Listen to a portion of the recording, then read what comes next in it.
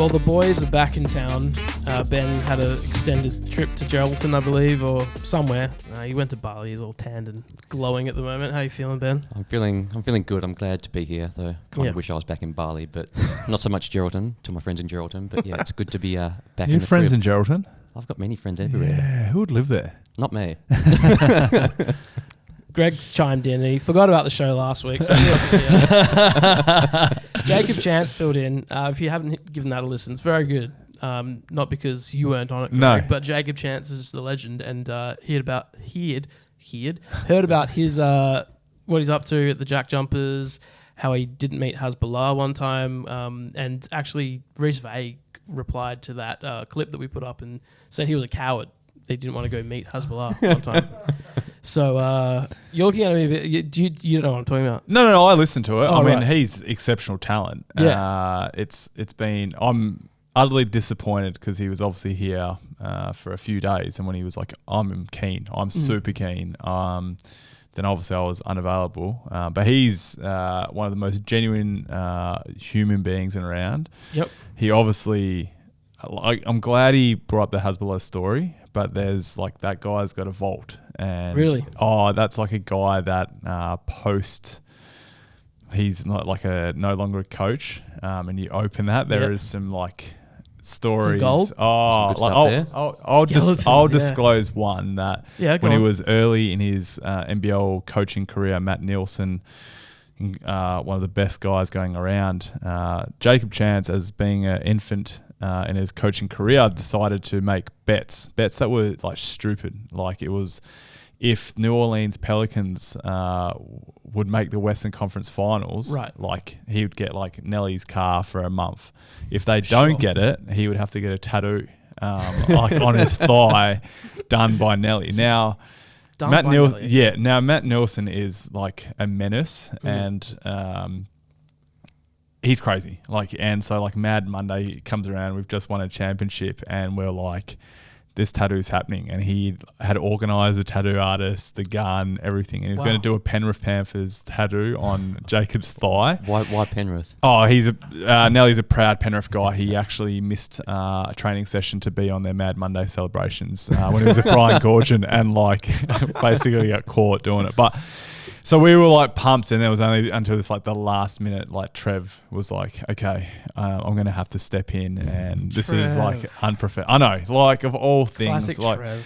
It's like your dad saying, I'm disappointed. Yeah. Like, you know, but so there's a vault, and like, I'm hoping he'll laugh at this, going like, he's disclosed that, but he would be going, heart rate's already elevated. He's nervous because, as he would have some dirt on me as well. So that's why I've got to be very smart. He doesn't get to come on the podcast at any time. So what's he going to get up to in Kazakhstan? Because he's there at the moment. He must... True. Well, I don't know if you're allowed to do anything bad in Kazakhstan. Yeah, like it's an enigma of a place. Yeah. Like, they went to ice hockey. I was on his Instagram, him and Sam Froling. Yeah, like of all sports. It's like... It's cold as. Second biggest producer of potassium in the world. Second biggest producer. Thanks, Scott. Getting the gold from the Second producer biggest today. producer of potassium in the world. It's like Mongolia. There's 3-on-3 basketball is a revered nationwide sport. Right. And Mongolia, like, of course I go to Mongolia. Like, I get to ride a horse and have an eagle on my shoulder and drink. During the game. Yeah, like, why would you not go to Mongolia? Like, if you're going on Skyscanner and going, where am I going to travel? You're never choosing Mongolia or Kazakhstan. But if a trip's all paid for, all inclusive, I'm all about those places. Very good. Back to the pod. So that's a little wrap of Jacob Chance. Yeah, he did say he's got some good... so I was just thinking about you talking about betting, and I thought, oh, no. Like, he was done for betting on games. Oh, no. I did hear recently that if you work in the NBL at all, you can't even bet on NBA now. That's now... Correct. Because that was... when I was there, you weren't allowed to bet on anything NBL related, but now it's even to NBA. You can't just you can't NBA? As an employee... It's probably all basketball. As an employee. As an employee, yeah. So if you were doing marketing...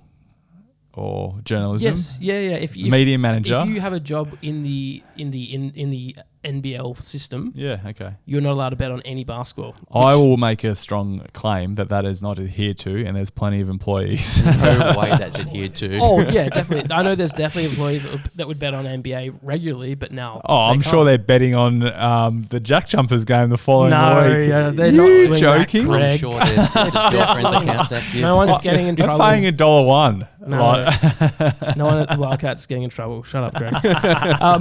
Speaking of the Wildcats, so there's this Facebook group called. Actually, before we get too far into it, I've gone part. You distracted me with your Jacob Chance stuff. BackChat_basketball on Instagram. Best place to get in contact with us, or email us hello@backchatpodcast.com.au. And now, if you are watching this on YouTube, we strongly advise you to as well. Listen to it, then watch it if you like, or do the other way around. We're sitting on the regular BackChat set. We've got the upgrade this week. You got the upgrade. So there is a bit of random paraphernalia around if you're watching. I did put up a couple of That's awkward. basketball. I'm not sure what number that is. It would have been an 11, I'd say. Scofield's holding a burger. Yes, Schofield's holding a Philadelphia fish down there. So if you're interested in what the BackChat set looks like, go on YouTube, have a look. In all honesty, I couldn't be bothered replacing all the mics and moving it all around, so we're staying on this set. So you can email us hello@backchatpodcast. You're organising park and fines if you babysit it. All good. There it is. So yes, on Facebook there's a fan group called Cat Chat. Yes, I've heard of this. Yes, group. I'm sure you've had a peek on it from time to time. If continue on, I definitely have. Many years ago, I signed up because I was trying to sell tickets for my charities gala dinner, and I was like Wildcat fans. So I was like, hey, who was keen, and signed up, put my name towards it. I was done playing at that stage, and left myself on there, like completely forgot. 6 months later, first game of the season, like, notifications, and I was like, what is this filth? Because there was mate, there is some filth There's there. some good people over at Cat Chat. I've never joined it. I've just got to their Facebook page now. You need to answer questions to get in. Yeah, well, they don't want... Are you a moderator? Is that why you're so good? Moderator. I am a part of it, though, because when I was working at the Wildcats, I used to just like to see what they were talking about. And then also, we share this show on that. The moderators there do allow us to share our stuff there, especially when it's Wildcats related. One thing that I did notice that would happen on the group a fair bit was that one individual in particular would share the West Australian articles on the Facebook group page, because most he's got a luscious beard. Yeah. Okay. No defamation, please, Greg. He would post these screenshots of the digital article from the West Australian paper. Yep. Now, most of the time they are behind a paywall, so people can't read them, or they could read the first line, and So, anyways, he regularly would do that. Just say, "Hey, this is what was talked about." What a man of the people, or woman of the person. People, person of the people, or yeah. They or person of the people. And he was contacted by the West Australian last week to say, let's just call him Nick. Nick, you need to stop posting our articles. We've had enough, right? Yeah. So he's now not allowed to do that. Yeah. I just think that's poor form by the West. Mate, there's so many people. So someone's infiltrated. So those very questions that you are asked, they've obviously submitted under false pretenses. They're very serious questions too. They want to know who my favourite Wildcat is.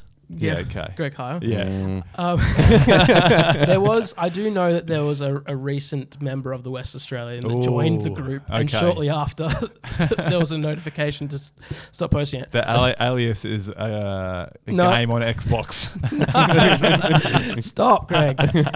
So anyways, I didn't really have anything else to talk about with that. I just wanted to say it was ridiculous that they did that. It's like... maybe 90 Can people I suggest, if there was someone listening from Cat Chat and they wanted to continue doing this, which is a valuable service in the community, it's like Batman, all right? Like, it's something that's needed. I would strongly advise them to create a new alias under false names, which is quite easily done, and continue doing that. Not saying, I'm not condoning that action.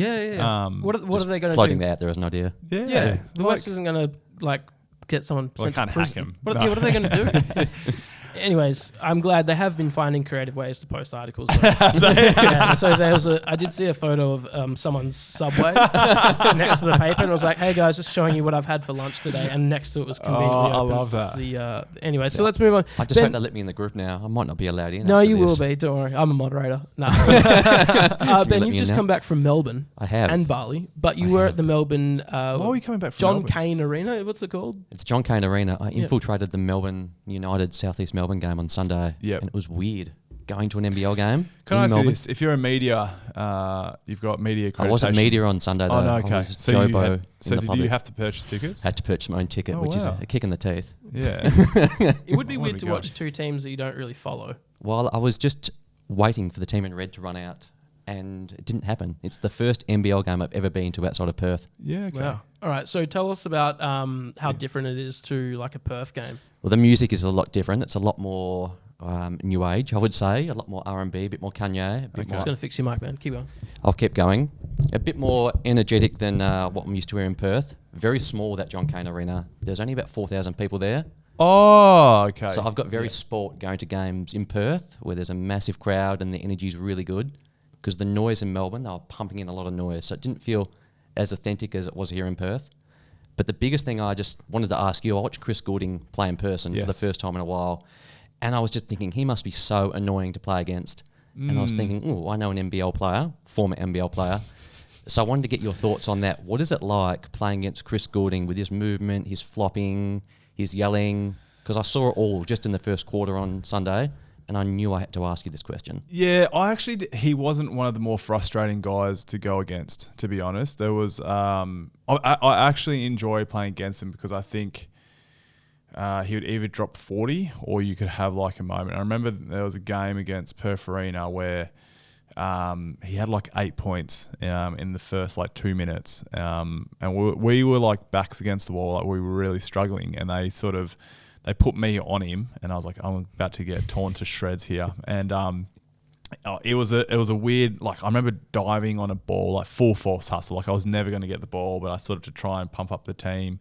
And Goulding didn't score for like the whole game, like after it. And I would have maybe hadn't. Everyone thought I was the Goulding stopper, but like the coverage that we went, it was like doubly teaming off pick and rolls. So I was rarely in single coverage. Like it was like, but I was obviously like, yeah, sweet. Like everyone's like, he started up hot. But with Goulding especially, like you had to be physical. And so like that was my, like a guy like where the flopping and all that sort of stuff would happen. I just used it to my advantage. Like I was just like, yeah, no worries, that sort of like niggling sort of aspect. But see, it's weird because now I actually think he's one of the more enjoyable guys to watch when he gets it going, which seems it's a bit more rare than it was like in the past, like when he was with the Tigers and when he dropped 50 in Melbourne United that very first sort of year. So one of the better commentaries that I've heard was Andrew Gaze on the broadcast actually talking about Goulding and his flatulence expressions when he was hitting threes. Like it's actually pretty comical to bring that up. Like Gaze, just being as honest as you can get. But no, I actually didn't find him. There's a lot of other guys that I couldn't stand. Any of those? Yeah, I'm trying to think in my names right now. What do you think about that? I'd say Chris Goulding for me is that guy that. And I'd probably echo the same for a lot of Perth Wildcats fans, is that you just hate him, but you'd absolutely love him on your team. Like I would desperately like do anything to have him on the Perth Wildcats if you're a fan. Yeah, there's But when you're playing against him, you're just like, I hate that guy. Yeah, it's because yeah. he's dropping 40 on you and he gets hot and he shimmying at the crowd and he's all, he's smug. You're going. I'll have by the end of the show, I'll be thinking in the back, even though I can't do two things at once, of guys that that like are in that aspect that I used to hate the flopping. But I mean, like I would flop. Jesse would flop. Like to be honest, if there's one guy that I used to hate going against or playing with was Sean Redditch, because what you saw on game night was what he would do at training. Like he would no chill. Oh, white line fever to another level, to the point where you're like, Sean, I'm actually going to fight you. Like you'd be running down the court in a transition play, like 4-on-5, and Sean would see you like you're watching the ball or watching the opposite, like the other team, and he'd purposely stop like just stop running, and you'd run into him, and you'd collapse on the floor, and then like chasing cheap fouls at training. Yeah, and you're like, what are you doing? Like the coaches. So yeah, it was like next level. One time, Brad Robbins, like Sean kept setting dirty picks, and like Robbo literally went full tilt, just like, I'm going to run straight through him, shoulder straight to the chest, and I was like, do it again, set a screen, and I'm going to run through you again. And Sean did it, and I was like, God, this guy's an absolute nutbag, to the point where we actually like had to stop him, because I was like, he's just gotten on. But again, another guy that on my team was a proven game winner and old time Wildcats great. I went to a game as well recently. I went to the Perth Wildcats Jack Jumpers game. How was it? Well, the Wildcats lost, and it was a tight game all the way through. I went with my wife, and she's not a massive basketball fan. Like, she came along, and I was like, look, we'll just, like, if we're not really enjoying it, we'll just leave it 3/4 time or whatever and go get dinner. And it was 3/4 time, and she was like, no, let's stay. This is good. It was a tight game. Wildcats ended up losing. Josh Majette. Yes. Tintin. Don't you reckon he looks like Tintin? Yeah, he does look like Tintin. Yeah. The crowd just hated him. They were booing him like crazy. And we were about 5 minutes late to the first quarter, so I'm not sure if he did something early in the game. But I didn't think he had that. He's a bit of an antagonizer. Yeah. And so he would be the perfect guy. I've seen in other games where he would like literally grab, like he would shoulder charge someone, and then like that's the next, like he would give him a slight bump, and then their reaction would get like an offensive foul. Now again, he is the perfect guy that like ropes you in on your team. You're like, absolutely, like, and he makes like winning plays in that regard. He was pulling up from like 35 and like, he was just doing whatever he wanted, and I was like, I love this guy, but the crowd just booing him, just so passionate about him. So they did meticulous hair, doesn't he? He's definitely using Brule cream for that. Really? It has to be. I'm just looking at Instagram now. That's definitely combed over and glued down. Good on him. It's got to keep it in. What did you do? What was your hair care routine before a game? I went all over the spot, like similar now. Headband for a bit? Had the headband, I had the top knot, went like you all went out. Top knot. Yeah. And then I grew it out for like 2 years and then cut it for charity. I went like... Classic Greg.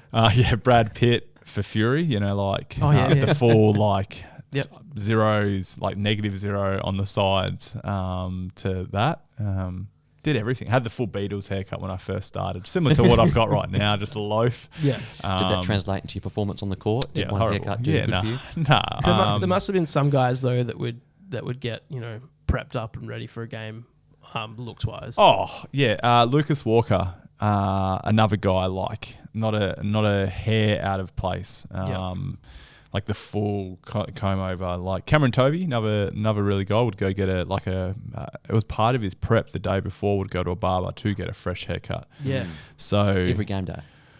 At home, he's similar like that. He's a really good guy. For me, I was like, I was young, and so I was like, I'll go get a haircut for sure. And I was on like no money, so he told me to go to this place, Mr. Snippy's in Subiaco. I'm not sure if it's still operating, and I was waiting there for 3 hours. Didn't get a haircut. The Apprentice, they said, anyone want to get a haircut from The Apprentice? I was like, yeah, me, absolutely. Get me out of here. Looked good. Did the part. Did you see that thing about, complete tangent here, but Patrick Beverley was talking during the week about barbers? Did you see that? Absolutely. I didn't see it. How all the barbers charge the NBA players $300 for a haircut. Wow. Because they know they're good for it. And a lot of them want to get their hair cut once a week, or if not every game day. So there's this cottage industry of barbers that are just in the DMs of the NBA players wanting $300 for a fade. I mean, if I had that sort of coin, I'd be dropping that on. No, you're not. You would not. I don't know. I think for parking tickets tonight. Yeah, exactly right. You're dropping the West articles and that. But that's it. Dr. Snippy's, by the way. Yes. Looks like it's still in operation. Is it? Yep. So thank you. They do vasectomies. Yeah, they charge pretty much. It's a rip-off. So the Wildcats did lose that game against the Jack Jumpers. They have won since against Adelaide, the Golden State Warriors equivalent, as coined by our old mate at Sydney. What's his name? Paul. But they haven't been very good. Greg, your take on the current state of Perth? Yeah, it's an interesting thing. I think there's not a marquee win that I've seen yet. Like, even though they got this big win against Adelaide, you look at their four wins. Who aren't very good at the moment. Correct. So Adelaide, Illawarra, Brisbane, Is there anyone else I'm missing? I think they're 3 and 6. Yeah, so They've won 4. Oh, they're 4. Who'd they beat? They beat someone else. Oh, Cairns, which they Cairns, smashed. yeah. Which is sorry. So Yeah, there's yeah. your marquee win. But in still saying that, like, yeah, like I'm sort of false pretenses right now with Cairns. Like they're still very young and they'll be that hit and miss sort of. They could do well in the finals just because they shoot a lot of threes. In saying that, like I think it's the perfect situation for this year where no one's really separated themselves in the league. Like, yep, Sydney, absolutely. New Zealand have shown that, but then there's an absolute cluster Yep. of teams. I think Illawarra, like, have already put themselves at bottom of the ladder. They'll be looking at where's their next win. So even Melbourne. So it's a very interesting time with the Wildcats because they would have looked at that and timing of the break. Yeah, So we are in the fever break. yeah, at the moment. I'm surely there's no one that's hurt or injured at this current time early in the year. So it's the perfect time, I guess, to rejuvenate, revitalise what there is, because there's obviously a lot of external pressure plus internal pressure. So it would have been a good opportunity for them to come back, even this time, go away, have a few beers, organise something with the team, like sort of just get that enjoyment back into it. And yeah, if they win sort of off this break and they win 2 games in a row, be massive. There's like amazing to see Brady Manick to have the game that he has. Still alarming in terms of 1 rebound, and I think that's like a clear deficiency. I'm looking at their the statistics, right? Like they're dead last in terms of O-board rating, in terms of getting 21% compared to the next lowest, which is Brisbane. And you're looking at teams, Southeast Melbourne, New Zealand, like getting 32%, and they're dead last, I think second last in defensive rebounding. And so from a team that struggles offensively, as the Wildcats have been doing, one way you can fix that is by getting more possessions, which is what we've done in the past in terms of having guys get loose balls, deflections, and steals. Obviously headhunted, led by Damien Martin, but a number of other guys.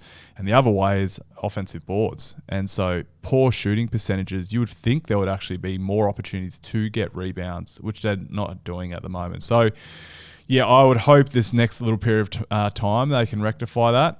Obviously, great to see Manick have the game that he does, and he was due for it. But obviously, it's consistency, right? Yeah. So yeah, he's got to do that pretty consistently. Yeah, I think there's a number of guys across the team that really need to, increase their performance. I'm talking about Todd Blanchfield and Luke Travers. I think are the 2 guys. They've obviously more than capable, no doubt. But I think from a guy like Luke, LT, who I believed is pivotal, is I think next to Bryce in terms of importance, because he's a playmaker, he's a genuine superstar.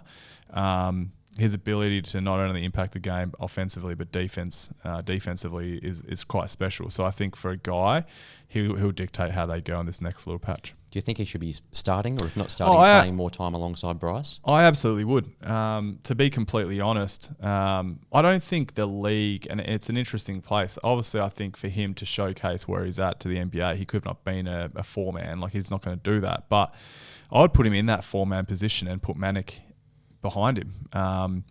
I would say LT, if I was in this next little patch, I'd be grabbing 4 men across the league.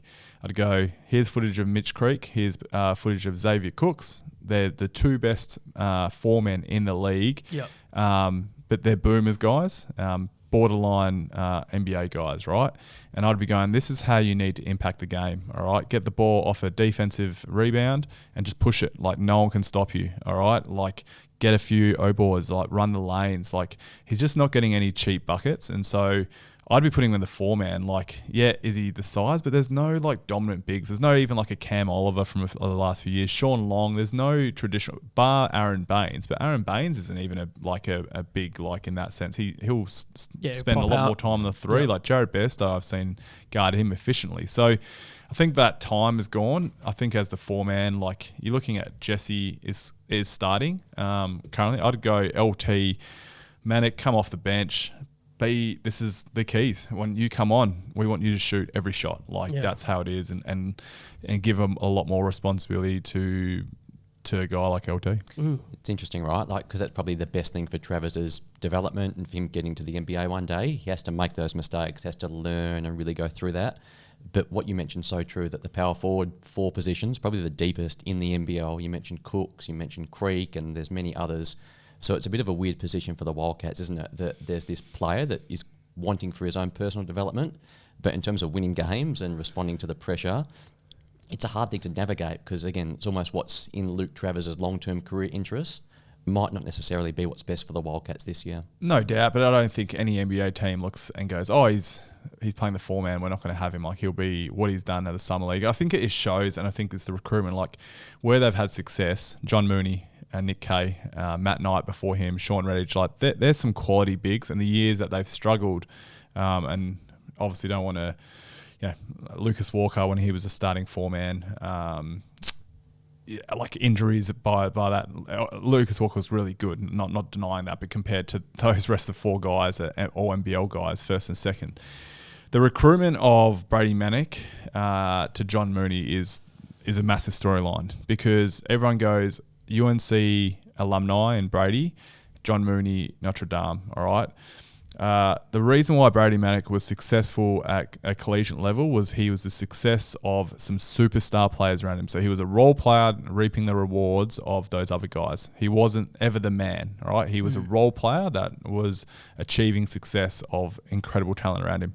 A guy like John Mooney was the man. He knew how to get it done. There was an expectation you needed to perform. He averaged a double-double over there, right, in a tough I conference. think he had the most double-doubles in college for Correct. like 2 seasons. And so for me, that's the recruitment that, like, the Wildcats, the NBL is like, don't worry about the profile. Like, I'd rather you recruit, not just imports, but Australians. Like, recruit guys that have dominated or have been in a position to succeed as the number 1 guy, whether that's a mid-major, NIA D1 school or an NCAA D2 school. Don't go, big name, big school, because you need these guys to come in and make an impact. And that's what you're seeing. I just don't think that's in his mindset, like this killer mentality. Yeah. I'm just going to go for it. I'm going to go for the juggler and dominate from the get-go. So just one, do you think it can work this year with him on the team?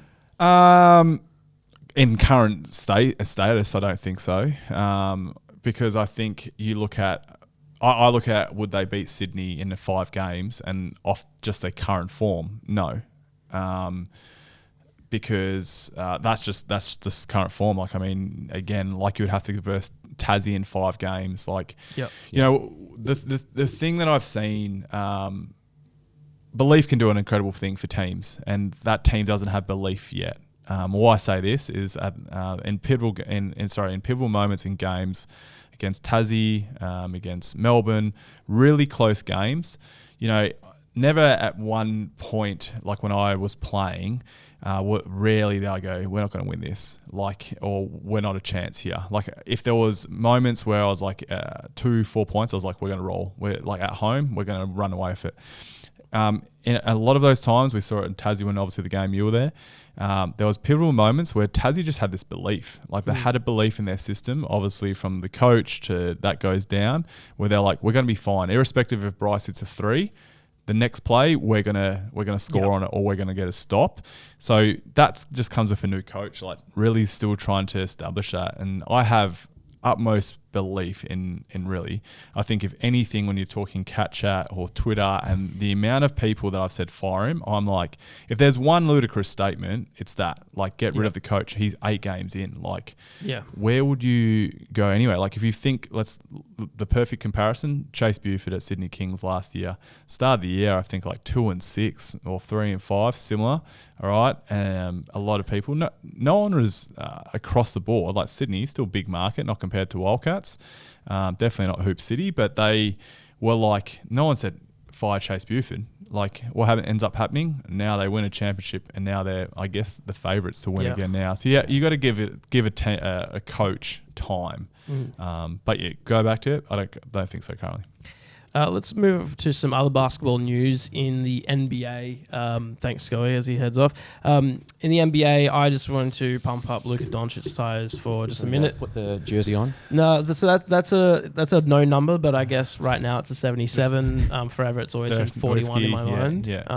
So Dirk Nowitzki, the GOAT father, is up on our other space over there. The basketball card, I should have brought that over. Sorry, Dirk. Do you think he'll ever surpass Nowitzki? Or if you have the moment to have a shower water, trip down, will you then?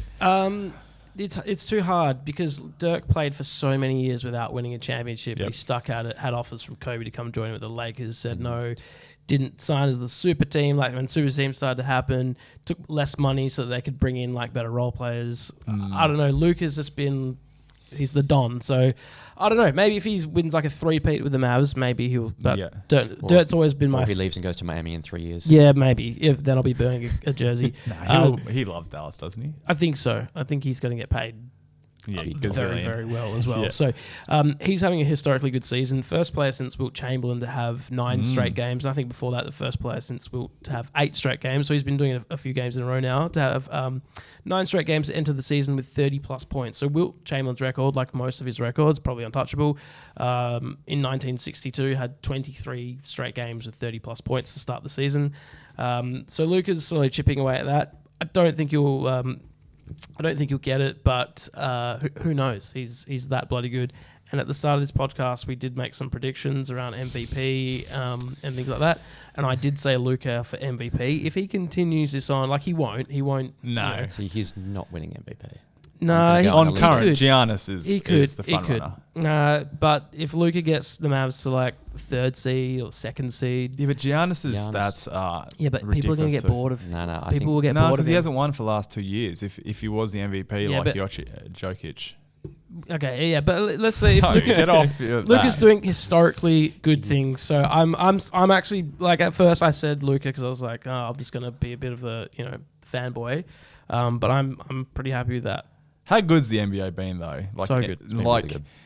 They had yesterday. There was 30 teams playing. Every single team. I only found out because the election is today, right? In Yes. America. That's why, because I was like really upset because I was like sitting in my office and I was like, oh, lunch break, Yeah, gonna what should have I chuck my on? roast beef roll, and then I was like, oh, no NBA, this sucks. But I just like it that every year, like even this year, you get similar storylines, and like who would have thought Utah Jazz are like sitting on top of the ladder. Back talking about like I was always a Bulls sort of man, so like I hated the Lakers. My brother loved the Lakers, so I always hated the Lakers. And to see them currently second last with a 2-8, like it makes me happy. Like, I like not even to the point of like, oh, they're going to be playing. Like they're going to lose that draft pick To New Orleans. to New Orleans. Like, and I hope like that ends up being. Imagine Victor and Zion.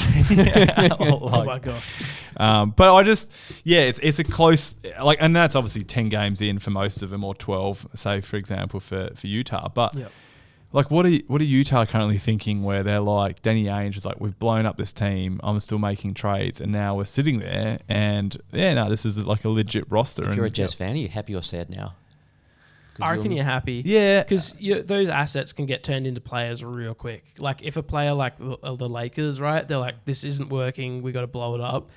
We could get some draft picks, we'll trade AD. Maybe the AD plus Utah Jazz is a championship team. You never know. So I still don't think those Jazz players are that good. No, I agree. It's just NBA players. I think it's like the worst thing that could happen for them, because yeah. I think from a team, but again, like especially like a storied franchise like Utah, it's a proud franchise, like in terms of fan base. And so they clearly were like, we're going to tank. And then they've gone, we've just got a bunch of young guys. But like I like that, because now they're like a weird team. I mean, but but they're fun. the Suns did this like 3 seasons ago, right? Correct. And then all it takes is like one guy. It's just a one-off. But I'm all for it. Like Donovan Mitchell, Rudy, like they had the best roster assembled in terms of standings, and they never once was like, that's a championship. They're going to falter out. So why not blow it up? And it's gone 2 ways, where like Cleveland, like it's worked out perfectly for them. They're 8-2. Mitchell is perfect for that regard, and then you've got Minnesota. I was like, Gobert and Anthony Towns, like as a tandem, not That working. could end up being worse than the Brooklyn Nets trade, I think. We're never going to see. Did you see that clip last week of Anthony Edwards just standing still Yeah, while the play was running? Yeah. Just refusing to set a screen or move. He was literally standing on the perimeter. Someone tweeted saying like this play obviously wasn't run for Anthony Edwards. He's just standing there, just like talking about Brooklyn, Kevin Durant, like, and I obviously he fires off at people on Twitter. Yeah, he and does. I would see Claps that back. like a lot of people would speak about, they'd retweet stuff, and rarely, you just see it in a meme or whatever it may be. And I never was like, okay, someone's just seen that. Sometimes is it fake? Like you can easily edit whatever. Yeah. And last night came across a tweet on an Instagram page where old Isaiah Thomas, not the legend Isaiah, the tiny, the very little Isaiah Thomas, spoke about Durant's no longer dominant because, like if he scores 30, it's just 30. It's not a dominant 30, which I thought was like... score 50 for it to be dominant. Yeah, and I was like, that's a very stupid statement. Like still, he is dominant. Anyway, very first time ever, I just the comment below, easy money sniper, Kevin Durant, and just had this like 6-line argument like, oh, sorry, I'll try and improve my game because Isaiah Thomas is the most respectable, legendary human. And I was like, he actually does this. Like, it actually goes back at people. I think he also tweeted one time saying that he would drink bathwater, right? The bathwater of it's like a supermodel or something, right? Yes, no, some actress. I've forgotten her name now, but yeah, he gets a bit loose with the old Twitter or KD. Who's more outrageous, him or Paul Smith? I mean, probably Paul Smith. Paul Smith's more enjoyable than KD. Let's touch on something that we've been talking a little bit about for the last few weeks. NBA rivalry. Somebody messaged us about this, about what makes a good rivalry in the NBA. I'm going to go straight off the top with one that I enjoyed the most, and I'm going to go with the Mavs because I'm a fanboy. Mavs Heat. That started in 2006. Basically ended in 2011. That for me was an awesome rivalry. Dwayne Wade the referee stole the championship from the Mavs in 2005. He had 48 free throws in the last two games, and the Mavs had 12 or something. They wanted this new kid on the block to be on the scene with Shaq and all this stuff. So the NBA ruined that for the Mavs in 2006. But that carried along all the way to 2011. Dirk Nowitzki takes on the Miami Heat after they build this super team. And the 7-game series where Dwayne Wade and LeBron were mocking Dirk at some point. They were talking about Jason Terry and JJ Barea. That was just a very good rivalry and one I enjoyed because the Mavs got a laugh. I was going to say that sounds like the highlight of your teens. I don't know how old you were when they won that 2011. championship. So I was 22. Yeah, and it was. I remember I took every day off work for the finals. But the best part was that I said to my boss, I need Monday, Wednesday, Friday, then Tuesday and Thursday. He's like, that's the most annoying leave you could have applied just for. Made it the fort, not at a party. But I was like, I just took every day of the finals off, and it was a very good time. I'm not going to go with the classic Celtics Lakers, but that was a good rivalry for me. What do you guys think? Rivalries? Yeah, well, it's a very contentious point. Look at the NBL, and I think rivalries, if we're looking at the reasons why they're rivalries, them competing for the ultimate prize, and that's a championship. So hence why the Mavs or the Heat, or it's a same town, two-city rivalry, which isn't manufactured. So, like Southeast Melbourne, and you could speak about that, like United and Phoenix, irrespective, there's no real history. There's going to be rivalry because there's two teams. One's seen as the big brother. Obviously, the Mitch Creek situation last year, dunking all over Delhi, and then Mason Peatling's response. It's going to do that. For me, I've always loved the Adelaide Perth rivalry, which Catalina Cup. From a long time. Whenever you have those, it's really if you talk to Catalini and Catalini, sorry. Yeah, he's like, man, what is this? Not the Catalina wine mixer. And Paul Rogers, even with Cat, he had a presence at Cairns and played for Adelaide for 1 year. It's a very peculiar, of all guys. I remember when I was there, I reckon there was a game they forgot. Yeah, no, they absolutely have. And I don't even know. It was the end of the game and someone was like, oh, that was That was a Carolina Cup. We didn't do it. And there's been like, I'm pretty sure this year we did our like Wildcats reunion, and same deal. Like, they were like, oh, I think this is a Catalina Cup game, and then like Paul Rogers was like, oh, okay, I better stop drinking. Like, you have to say something because he's handling the MVP. So I never like that, but because I think it's like, again, there's a little bit of history, and then which was always nice. Like the traditional history has always been there. It's not been manufactured. And then you've seen like the Valentine's Day massacre where I take a ill-advised shot towards the end of the game to Gary Irvin, like being quite aggressive in a handshake line, to Joey Wright punching our assistant coach Adam Tatalovic in the gut. Like, so that's no doubt going to be rivalry. To then that compounds into grand final series. So I always like look at the NBL and the Breakers, because it's just been two organisations that for years and years you just be like, we're going to play them again in the finals. So I think, like, anyone that tries to manufacture, even like this year, like someone was like, oh, there's a rivalry because an owner spoke about an organisation, or there's been a little bit of controversy, like Illawarra Sydney, perfect. They're in the highway. You can't, like, there's no way they're going to do that. In the NBA, I'm similar. I think you can't go by the Celtics and the Lakers. Like, I just think that I guess that is up there as maybe the greatest sort of rivalry in that sort of sense. Like, there was even one that I sort of was appreciating for a little bit, but then it disperses, because I think you go like the Cavs and Golden State when it was like LeBron, and that was it. They were the only two teams. But I think, you can't go by those teams. I think it's best when the fans get involved and really have some banter and some animosity with each other. One that I really like is the Philadelphia-Boston one. Now, I'm biased because I spent my year in Philadelphia, but I didn't realise how much of a chip on their shoulders people from Philly have, and they hate Boston so much. They hate how much they... What is the hate, though? Why? I think it's because Philadelphia don't win a lot, and Boston wins everything, and there's that pent-up frustration from the 70s, the 80s. And Philadelphia is a very regional place, in that people from there, if you're from there and you show Philly some love, they will show you some love back. But if you don't show love to the city, Ben Simmons is a good example of this, the city will turn on you real quick.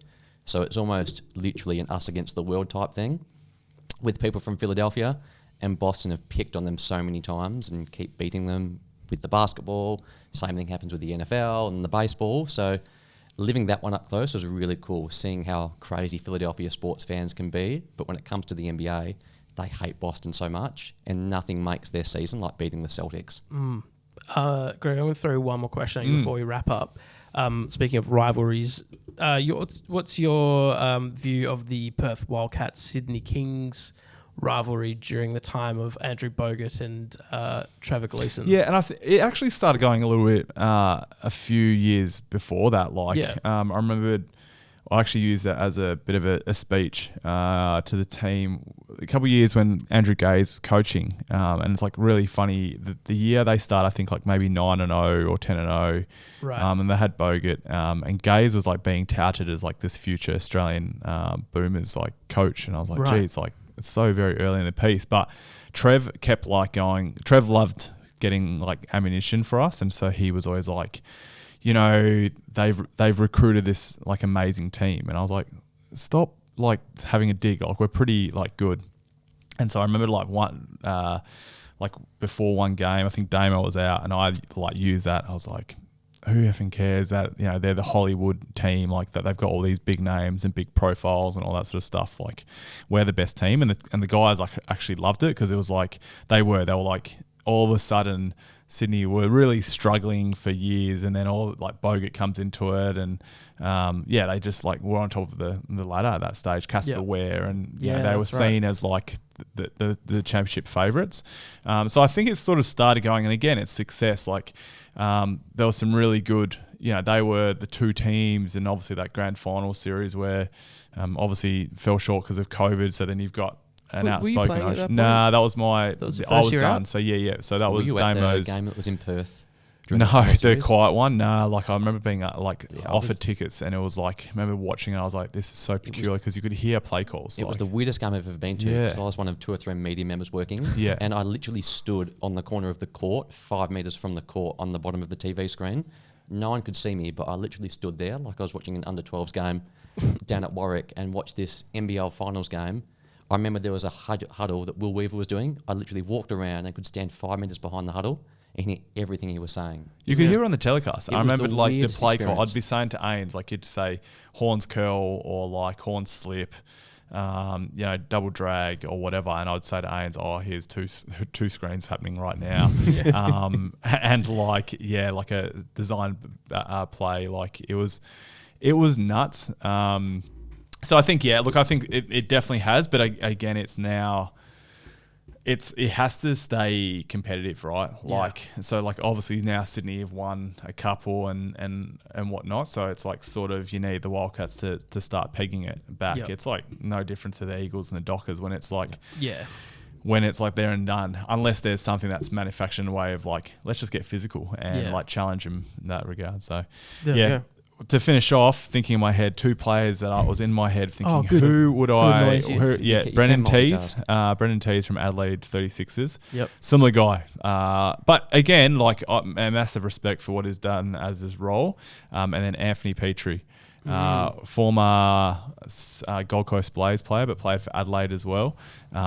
He loved Petrie's game. Like he was one of the I loved him. I actually tried to model my game, and when he retired, I asked if he could provide a little bit of guidance for me. But he just had real, just get me a great elbow, like when I wasn't watching, but then like flop, like the next play. So 2 guys right there, but there you go. Credit to him. Yeah. All right. Well, that's some NBA and NBL rivalry chat. I did get a message. What was it? Perth Wildcats and the Perth Bandits rivalry is pretty big. You know who that was probably from. But that's the BackChat Basketball Show. You can get in contact with us on BackChat? Is he on CatChat, that guy? Yeah, I think so. BackChat_basketball. If you do want to message us with any rivalries or anything that you want to ask us about on the show, you can email us hello@backchatpodcast.com.au. We are in a FIBA break, so there won't be much NBL happening at the moment, but there's always some storylines and things that will come out of it. Perhaps we'll have some results from Kazakhstan. Yes, we need to check out Jacob's IG feed. Yeah, check out Jacob. We might even just get a little voice memo from him, see what's up in Kazakhstan, tell us what's happening. We'll see you next week.